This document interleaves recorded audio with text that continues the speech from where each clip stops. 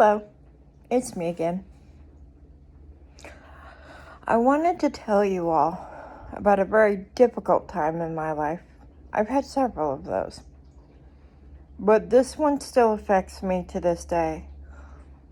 I find that our past, if we allow it, can directly impact our future for years to come until we choose to change it. That's my belief. Was living with my best friend. We lived together for 18 years. She had just been married, coming up on 2 years.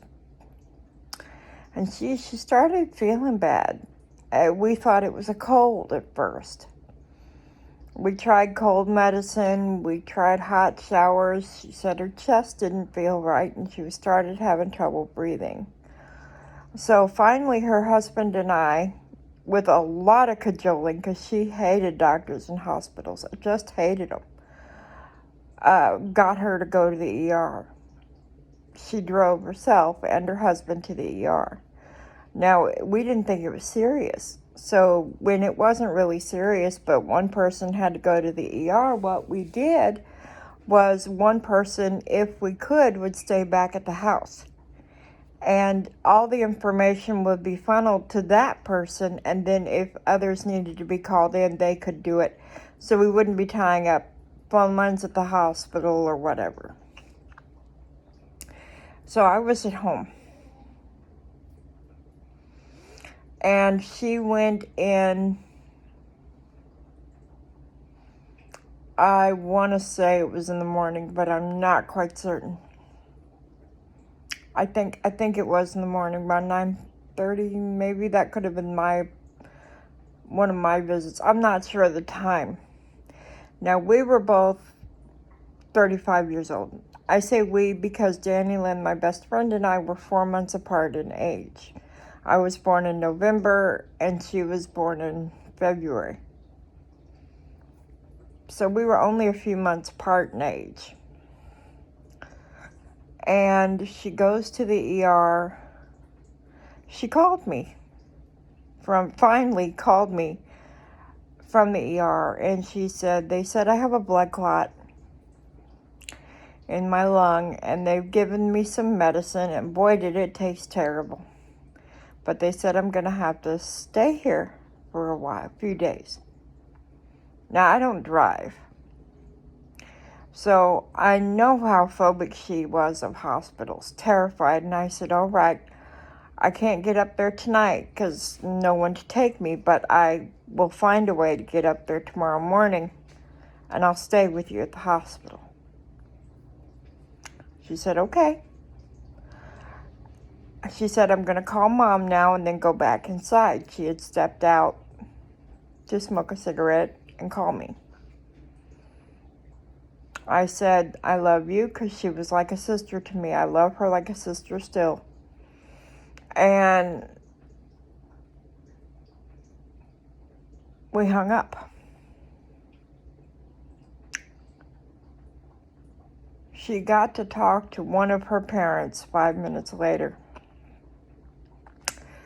Within 10 minutes of hanging up with me, she was in a coma. By 9:30 the next morning, she was gone. They were in Sullivan, Missouri. For those of you who don't know, it's a small town with its little hospital. So they couldn't life flight her because of the weather. So they got her in an ambulance, and she arrested between the small hospital in Sullivan and the one in Washington, Missouri, which was a little bit bigger. And she arrested 5 times between the two hospitals. They decided at that hospital they were going to send her into St. Louis. We're about 45 minutes away from St. Louis at this point, where she's at.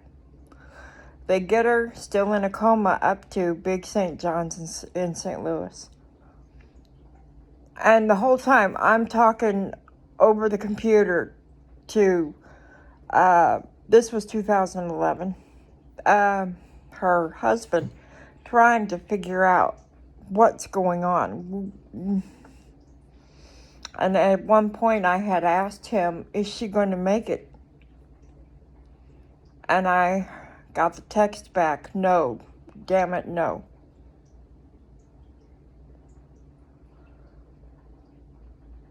And I was supposed to get a ride to St. Louis the next morning with my best friend's niece. So I was waiting. They were supposed to be at my place at 8 a.m. They called me. And the niece, she says, Tanya, are you sitting down? And she told me Danny had died. Now, I was the only one that wasn't there when she died. They all had a piece of her hair cut, and they got hair, they got to hold her hand, say goodbye. My best friend for almost 20 years, and I wasn't able to say goodbye.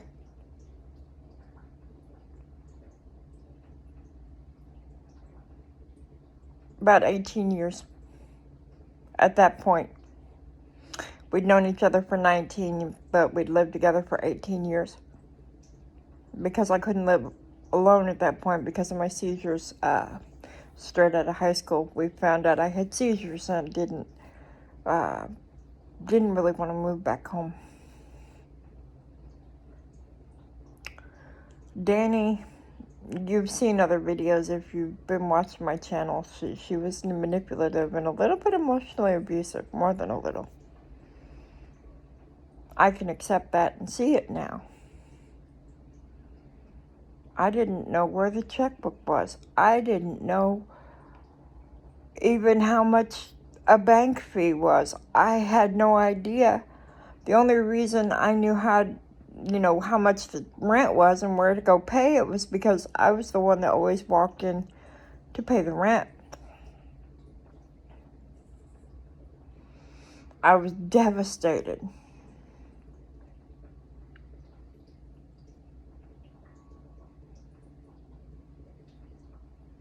That night, her father, I love her parents. I love her family still. Her father, he just lost his daughter. You think he'd be with his wife. But the family had got to talking and they were worried that I would kill myself. So he came and spent the night with me to make sure I was safe. I'm not gonna lie. I thought about it. I wound up having to kick her husband out because he made advances on me, including walking in when I was in the shower. I never did like him.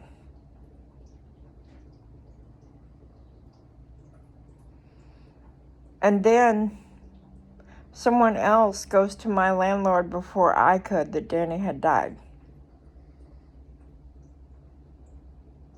And instead of, do you need time or anything, he goes, are you going to stay or go? I couldn't afford to stay by myself at that place because it was $650 a month. Granted, I was paying it before, but I just didn't have the money. We were surviving before there because Danny's family was helping us. But I was paying 98% of the whole thing. It was my food stamps, getting the groceries and everything. So now I got a pack, and it was a 2,400 square foot house plus garage. And it was full. And I'm not sure I don't think I let anybody help me pack. For some reason, I thought I had to do it all.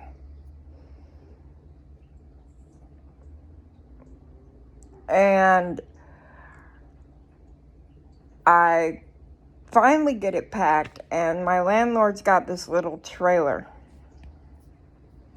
It was so rat trapped that not rats literally, but run down, that the storm windows were screwed in over the regular crank-out windows. It had to have been about a 12 by 60. The plug-ins were duct taped to the walls. The only airflow you had, because they had screwed the windows shut, was the air conditioner, which for 1 month will run you about $300.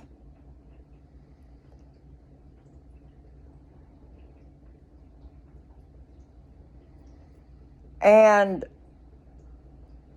plus the deposit. And I had hoped they could take the deposit that I might get the deposit back from the big house that we were in and be able to use that on that one. Somehow we managed to get, I think Danny's dad managed to talk him through that one. And I went and her mom came in and her brothers, and they took most everything out because it had been Danny's.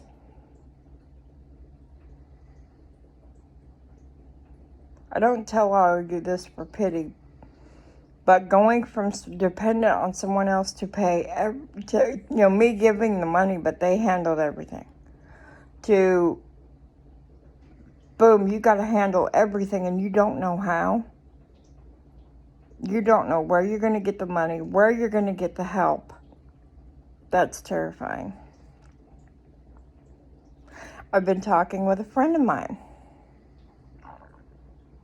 about a farm that he was looking at buying. And he's offered to have me, get me a home on the land, like a trailer or something. And I managed to catch myself thinking, what if something happens to him? And it was such a consuming thought. I almost texted him and said no, because we'd been talking about this for years. Because I want to help him run his business he wants to open. And the farm he's looking at is several hundred acres, so there would be plenty of room to pull in a mobile home for me. And I would be much happier in the country. In town is so noisy. But I almost turned it down because I was terrified that he would die just like she did. We can't limit our future because of the events of our past. You can't do it. I can't do it. I won't do it. I'm terrified of doing new things because I'm afraid that the rug is going to get pulled out from under me again. And that I'll have no one again.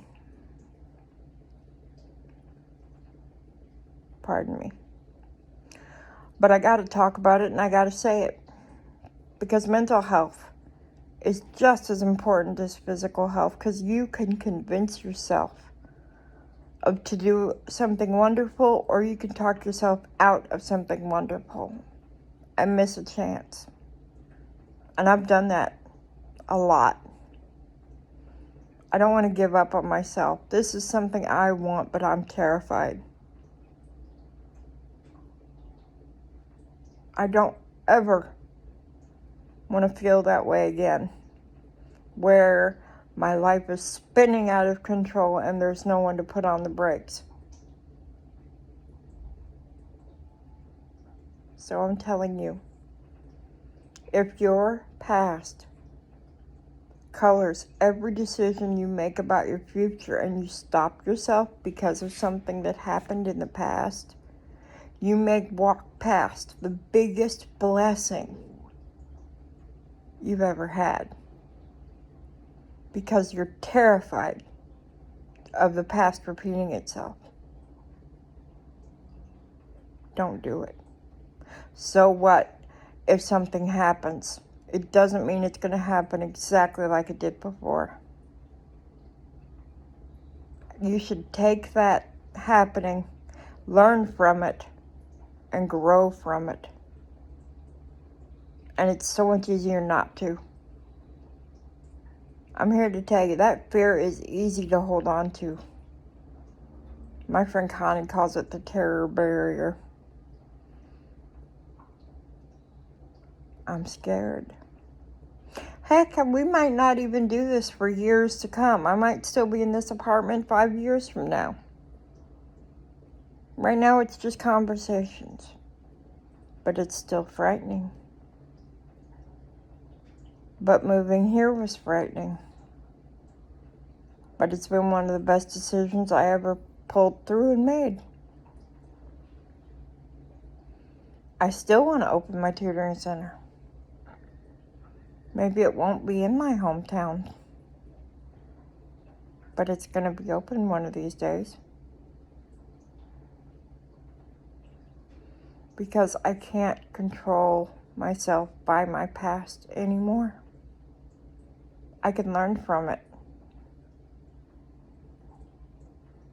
I now know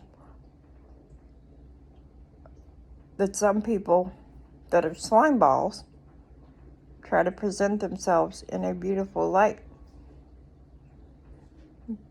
That's what her husband seems to be to me. His wife had just died, yet he makes a pass at me. And more.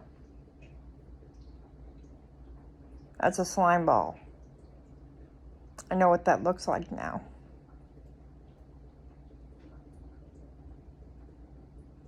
I know what control feels like. And I know how to balance it and be in control of my own life now, instead of letting others control me because it's easy. I don't find it easy to control my own life. It's terrifying. It's much easier for me personally to do what someone else says. But that doesn't make it right. I don't believe that's what God, Creator, Spirit, whatever you want to call it, has for me. And it's about time I stepped out and be a leader in my own life. Who are you going to be in your life? Are you going to be a follower of other people? Or are you going to grab the reins and lead your own life? I'm not saying ignore your past. I'll never ignore my past. But I won't let it control my future. It can walk behind me where it belongs. Because I am not going to live back there in the memories and in the moments that have passed me by. I'm not going to live in front of myself in the what ifs and in the dreams because they haven't got here yet. I'm going to be aware of them. I'm going to work toward them. But it's about time I started leading my own life in the present and walking toward it, the future, instead of being pulled by the past. It can get behind me and stay there. And let me use what I've learned in the past for what I need in my future. I hope this helps. I love you all. God bless.